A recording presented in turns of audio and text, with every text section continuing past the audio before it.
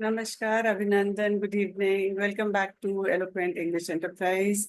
मेरे चैनल पर मेरे सभी प्यारे दर्शकों का एक बार फिर से हार्दिक स्वागत है, अभिनंदन है। तो पहले तो मैं आपका धन्यवाद देना चाहती हूँ कि मेरे पिछले वीडियो को आपने बहुत पसंद किया, क्योंकि वो हिंदी में था। I am really really grateful to all of you for all the lovely compliments which I've got on WhatsApp, because most of you have my number. So I'm actually very, very grateful to you for encouraging me in my effort. And this particular video, which I am making for those who are beginners, जो बिल्कुल शुरुआती तौर से अंग्रेजी सीखना चाहते हैं, उनके लिए बनाया। तो चलिए, जैसा मैंने प्रॉमिस किया था, जैसा कि मैंने आपसे वादा किया था कि मैं जल्दी वापस आऊंगी, तो आज मैं आपके लिए नाउन्स लेकर आई हूँ। और उसके लिए मुझे फिर से अपना प्रेजेंटेशन करने के लिए अपना स्क्रीन शेयर करना पड़ेगा। तो ये रहा मेरा स्क्रीन। आई एम श्योर आपको दिख रहा होगा। तो एक बार फिर आपका स्वागत है मेरे चैनल पर। चलिए आगे बढ़ते हैं। तो आज हम जो डिस्कस करने जा रहे हैं, जिसके बारे में आज हम बात करेंगे, वो है नाउन्स या संज्ञा। अब संज्ञा को समझना कि संज्ञा क्या है। अंग्रेजी व्याकरण में संज्ञाओं की मूल बातों को हम आज समझेंगे। We'll understand the basic nouns in English grammar and what is their importance. तो आज का हमारा ऑब्जेक्टिव, आज का हमारा उद्देश्य है कि जो लोग अभी अंग्रेजी सीखना शुरू कर रहे हैं, उनको ये समझने में मदद होगी कि संज्ञाएं क्या हैं और उनका उपयोग कैसे किया जाता है। To help the beginners, the objective is to help the beginners understand what nouns are and how they are, uh, you know, they are used in our day-to-day conversation.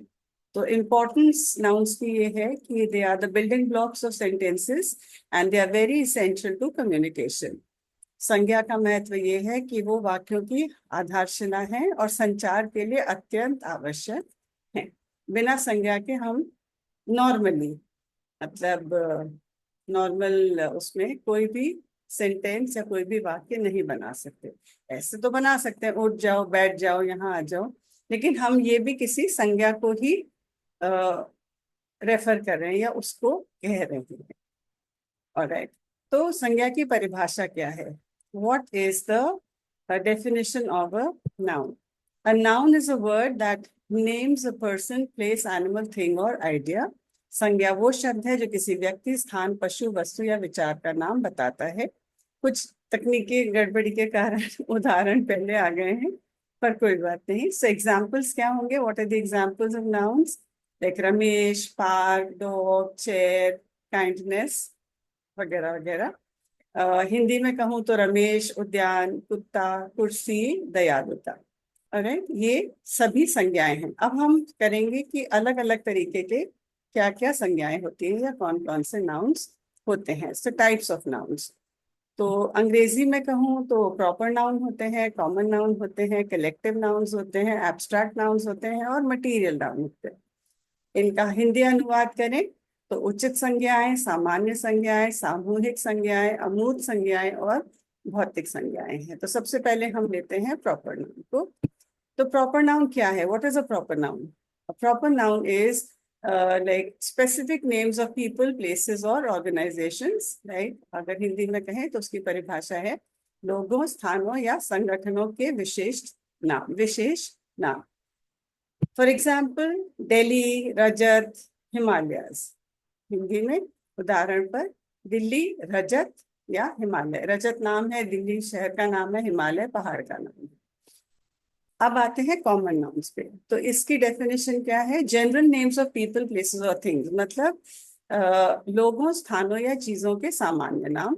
उदाहरण के तौर पर सिटी, बॉय, कंपनी, शहर, लड़का, company, ये कोई भी हो सकता है। हम किसी व्यक्ति विशेष या शहर विशेष के बारे में बात नहीं कर रहे हैं, हम बस कह रहे हैं शहर। वो आगरा, जयपुर, दिल्ली, चंडीगढ़ कुछ भी हो सकता है।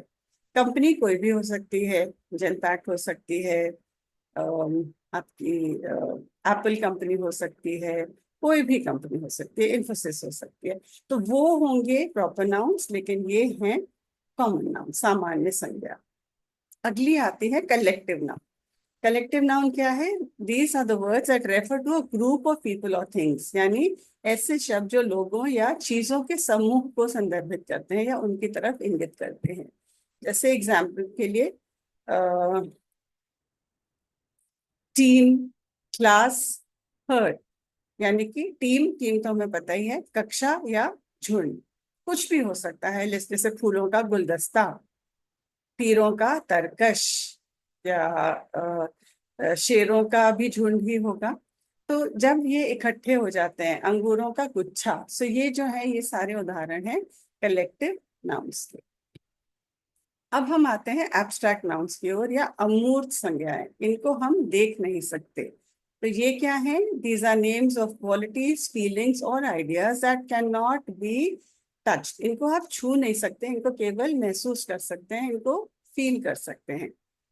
परिभाषा हिंदी में कहें तो गुणों, भावनाओं या विचारों के नाम जिन्हें छुआ नहीं किया जा सकता, केवल अनुभव किया जा सकता है। जैसे हैप्पीनेस, ब्रेवरी, ट्रूथ, यानी प्रसन्नता, बहादुरी या सत्य, राइट, शौर्य। ये सब जो है ये एब्स्ट्रैक्ट नाउन्स है। आप इनको देख नहीं सकते, आप केवल इनको अनुभव कर सकते हैं। लास्ट आते हैं मटेरियल नाउन्स, जो कि हैं नाउन्स या नेम्स ऑफ मटेरियल्स और सब्सटेंसेस, मतलब सामग्री या पदार्थों के नाम। For example silver, water, would, cotton, और हिंदी में चांदी, पानी, लकड़ी, कपास। तो ये जो है ये मटेरियल नाउन्स है, मतलब ये सामग्री है। जैसे चांदी कुछ है जिससे कि गहने बनते हैं, पानी हम पीते हैं, लकड़ी से फर्नीचर बनता है, कपास से कपड़े बनते हैं, या और भी कुछ बनता होगा। तो ये जो है ये है मटेरियल नाउन्स। तो अब आप समझ ही गए होंगे कि ये जितनी भी चीजें, जो चीज है या अनुभव है या हमारी फीलिंग्स है, ये सब नाउन्स में आती हैं। एक बड़ा अम्ब्रेला टर्म है नाउन, उसके अंदर ये सारी संज्ञाएं जो है वो आती हैं। तो अगले वीडियो में हम क्या देखेंगे? प्रोनाउंस, यानी कि सर्वनाम।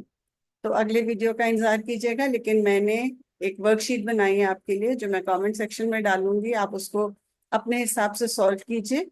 और जब मैं अगले वाले उसमें आऊंगी, तब आपको इसके आंसर्स भी दूंगी। तो thank you for watching this presentation. मेरी इस प्रस्तुति को देखने के लिए भी आपको बहुत बहुत धन्यवाद।